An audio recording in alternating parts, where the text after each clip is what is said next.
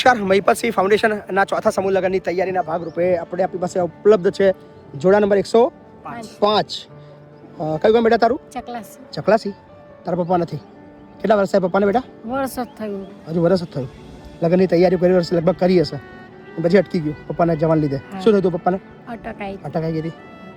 ત્રીજી અટકમાં એમને એવું ત્રીજી અટકમાં થયું બેટા. શું મમ્મી શું કરે છે? મમ્મી નોકરી જાય છે.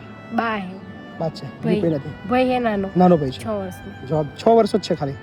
બહુ અઘરું જીવન છે તો પણ ચિંતા ના કરીશ, હે ને? શું નામ બેટા તારું? અજય. ક્યાંનું કામ તારું? નડિયાદનું છે. તારું નામ બેટા? સરોજ.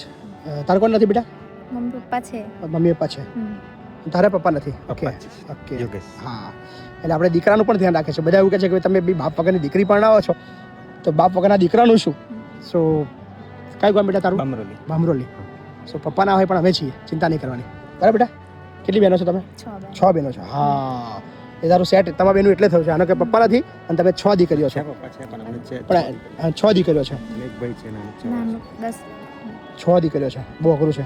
સૌથી મોટી કોણ? એના મેરેજ થઈ ગયા? મોટી ના? બીજા બધા બાકી બધા છે. કોઈ ચિંતા ના કરો. હા, તારું નામ? જયેશ. કયું ગામ? સુરાસામળ. સરોજ. તારા પપ્પા નથી બેટા? પપ્પા છે. મમ્મી છે. તારા પપ્પા નથી? ઓકે. શું થયું તારા પપ્પાને? પપ્પાને લોહીની ઉલટી થયેલી. કેટલા વર્ષ થયા?